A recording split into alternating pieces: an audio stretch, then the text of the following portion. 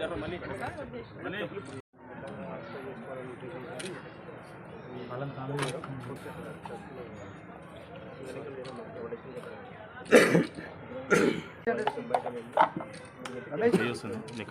ఏళ్ళ కాలం నాటి విగ్రహాలు మొత్తం కూడా గణపతిని కూడా ఇక్కడ లేదు, తీసి ఎక్కడో బాడేస్తే ఆ గణపతి విగ్రహం దొరుకుతుంది, ఆ యొక్క నంది కూడా దొరుకుతుంది, కానీ ఆ లింగం అనేది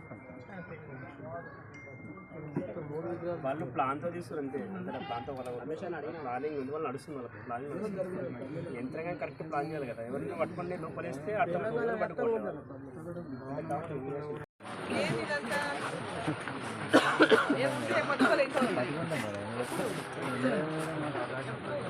ఇది కూడా మళ్ళీ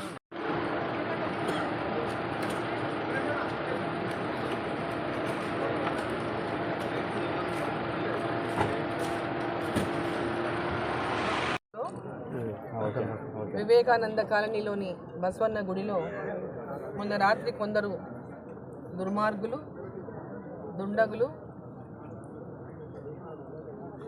ఈ ఆలయంలోని శివాలయంలోని శివుడి యొక్క ప్రతిష్టను, లింగాన్ని, అదేవిధంగా గణపతిని, నందిని అన్నీ కూడా డిస్టర్బ్ చేసి అక్కడ ఇక్కడ పడేసి, మరి రోజు లింగం అనేది ఇప్పటిదాకా ఇంకా దొరకలేదు. ఆ లింగాన్ని ఎక్కడ వేసినో తెలియదు, ఇప్పటిదాకా లింగం ఇంకా దొరకలేదు. మరి దీనికి సంబంధించి ఇప్పటిదాకా పోలీసులు ఎలాంటి చర్యలు కూడా తీసుకోలేదు. దీని మీద విచారణ కూడా ఇంకా ఏ స్థాయికి అయింది, ఎంతవరకు ఎవరు చేస్తారనేటటువంటి విషయమన్నా కనీసం ఇప్పటిదాకా గుర్తించగలిగినారనేటటువంటి విషయానికి వస్తాడు. ఇప్పటిదాకా ఇంకా అలాంటిది ఏం జరగలేదని చెప్తున్నారు. ఇటువంటి సంఘటనలు ఎక్కడ పడితే అక్కడ రాష్ట్రంలో ఇదేమి వికృతానందమో తెలియదు ఈ పనులు చేసేటటువంటి వాళ్ళకు. ఈ వికృతానందం దీని నుంచి ఈ యొక్క విగ్రహాలను, లింగాలను తొలగించడం వల్ల వాళ్ళు పొందుతున్నటువంటి వికృతానందం అనేది ఇది అనవసరమైనటువంటి మత కొల్లాలను సృష్టించేటటువంటి విధంగా, రెచ్చగొట్టేటటువంటి విధంగా కొందరు దుండగులు కావాలని ఇటువంటి కార్యక్రమాలు చేస్తున్నట్టుగా అర్థమవుతా ఉంది. మరి రాష్ట్ర ప్రభుత్వం ఇటువంటి సంఘటనలు జరిగినప్పుడు ఎమ్మడే స్పందించి ఇటువంటి సంఘటనలు మళ్ళీ జరగకుండా దీన్ని నియంత్రించేటటువంటి విధంగా ఇప్పటిదాకా ఎక్కడ కూడా చర్యలు చేపట్టలేదు. ఆ చర్యలు చేపట్టకపోవడం వల్లనే ఎక్కడ పడితే అక్కడ ఇట్లాంటి సంఘటనలు రాష్ట్రంలో చోటు చేసుకుంటున్నాయి.